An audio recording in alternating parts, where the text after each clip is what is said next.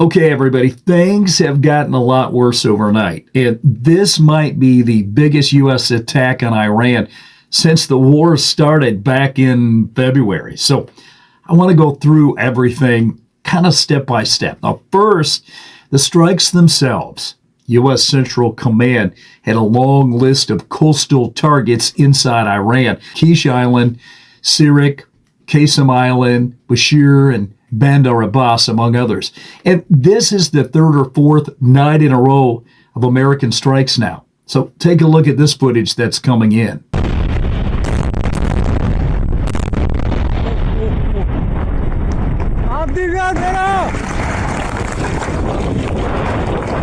Now, it wasn't just the coast. There's also footage coming out of Khuzestan province near Avaz showing strikes further inland. CENTCOM says the goal is to keep destroying Iran's ability to threaten ships in the Strait of Hormuz. Now, coastal missile sites, radar, small attack boats, that kind of thing. Here's more of that. Take a look.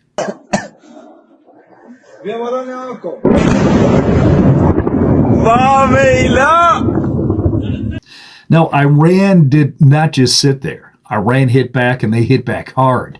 And it hit multiple countries at once, going after U.S.-linked targets in Bahrain, Kuwait, Qatar, Jordan, and Oman in just one night, all of those. And separately in the water, Iran struck 3 commercial ships. 2 of them were oil tankers owned by the UAE, namely Mombasa and the Al-Bahai. Missiles hit both ships while they were sailing through the southern route of the strait. Now, in Omani waters, what Indian crew member on the Mombasa was killed. 8 more people were hurt. 6 of them were Indian, 2 Ukrainians. Now, both ships caught fire. Now, here's why that third ship matters so much. It was struck close to where U.S. Navy carrier groups have been operating. So the U.S. actually just moved 2 aircraft carriers, the USS Abraham Lincoln and the USS George H.W. Bush.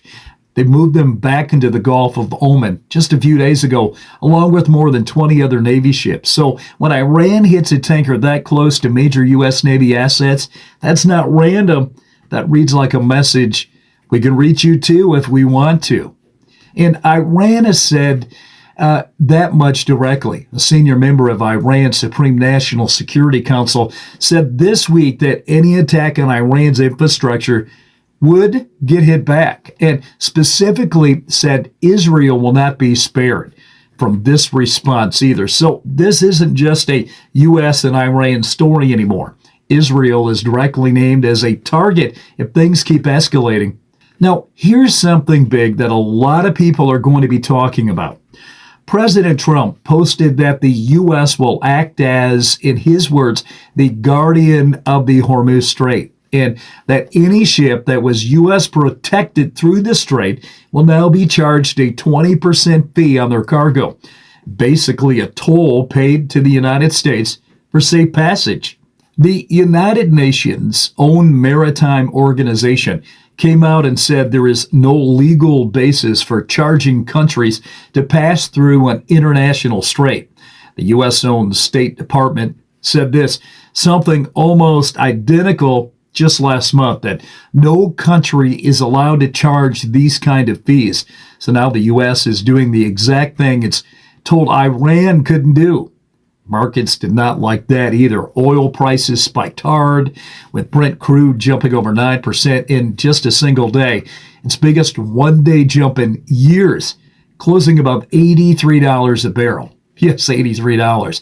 Now, let's get into what Trump has actually been saying out loud, because there's a lot, and it's coming from a few different places. First, the Oval Office. Reporters asked him about the deal that just fell apart, and here is what he said. Take a look. Another very major attack tonight. They want to make a deal. They came back. We made a deal 2 days ago, and they want to make a deal. They've been negotiating for 47 years. Now, he told reporters Iran is desperate to make a deal, saying they've been negotiating for 47 years and that a deal was basically done 2 days ago before Iran backed out.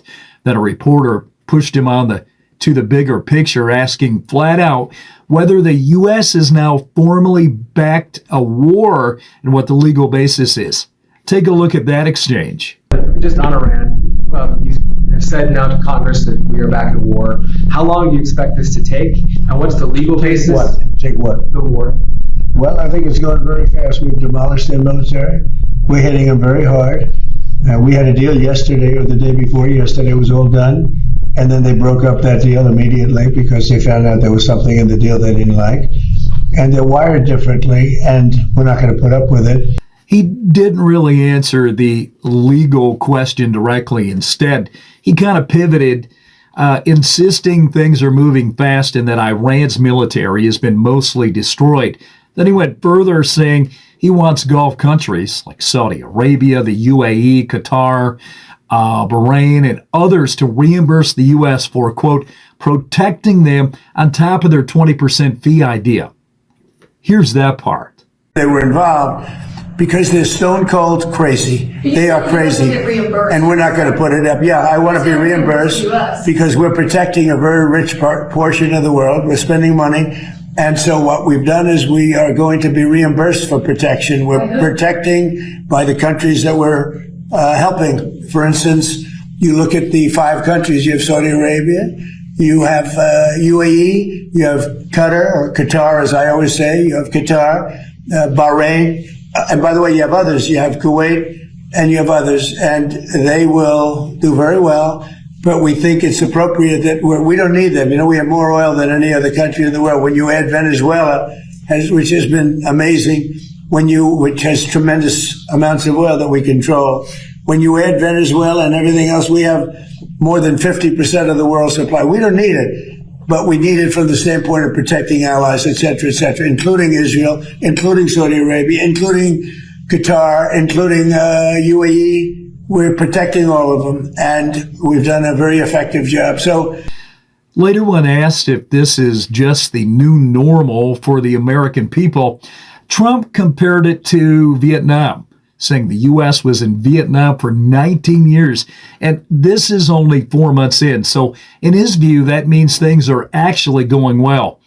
Here's that back and forth. Take a look. So you think a deal is still possible? You think they'll return to the... Yeah, I think a deal is possible. Sure, I do. But, Mr. President, you noted the United States is bombing Iran again. I mean, you've been bombing Iran for months now. Is this just the new normal for the American people? No, well, you know, we're in Vietnam for 19 years. We're here for 4 months.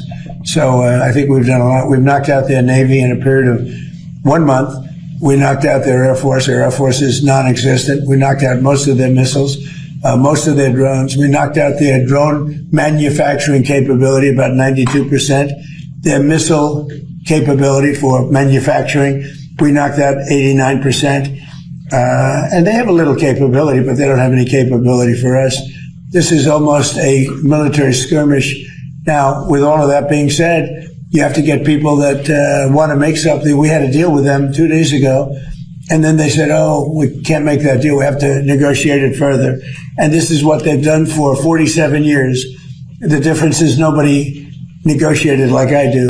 Now, on top of all that, Trump also went on a radio interview on Monday on the Hugh Hewitt Show. In it, he floated a new target, a heavily fortified underground site known as Pickaxe Mountain, located near Iran's damaged Natanz nuclear facility. It also claims that later in that same call, the host pushed Trump further, asking whether the U.S. or Israel could locate and kill what's left of Iran's military leadership. Take a listen to this. President, go get Pickaxe Mountain and don't keep the speaker waiting. I appreciate your time, sir. Okay, and we will do that. We're going to take out Pickaxe Mountain. Tell the Iranians to be ready. I will. Let them know we're coming, okay? There's not a damn thing they can do about it. All right. Thanks a lot, you. He said it could get, in his words, a nice big fat shot right near the front door. Now, experts have pointed out the site is buried so deep it's unclear regular strikes could even reach it. In that same call, Trump said the U.S. would hit Iran very hard tonight and hard tomorrow. Called Iran's leadership stone cold crazy people and accused the media of wanting the U.S. to lose the war. Now, if you've got more of that audio, this is good to spot to it. Can you or the American military or the Israeli military get to what's left of their third string and their fourth string and their fifth string? Do you know where they are? Can you kill them? Yeah, I do, but we don't want to talk about that. But okay. We certainly are watching. Yep, I know a lot about that subject. I know a lot, but I don't think it's appropriate to talk about it right now. But we will be hitting them. Like as an example, we're going to hit them very hard tonight, and we're going to hit them hard tomorrow. And there's not a damn thing they can do about it. They have nothing. They have nothing going other than they have big mouths. Keep it up, Mr. President. Very good that I did because I got to know them. The MOU buckled. And it's a lot better. You know, people say I was at least reasonable, but I got to know them and they're stone cold crazy people. And then there's Cuba. A reporter asked Trump about reports that Iran may have stored around 300 attack drones in Cuba, close enough to reach South Florida. Here's that exchange. I was curious about our reports about Iranian drones in Cuba. There are concerns about that. Where does the relationship of the U.S. stand there? Is military intervention still on the table there? Well, if they do have that, and they might very well have that, we'll take care of it. Marco's just in the other room. And if they do have that, we'll take care of it in short order. We're not going to have a problem. We're not going to allow that to happen. So Trump didn't deny it was possible and said the U.S. would take care of it in short order. Now, if the reports turn out to be true, nobody has confirmed this officially yet, but it's now a live talking point for a possible reason to act against Cuba too, on top of everything already happening with Iran.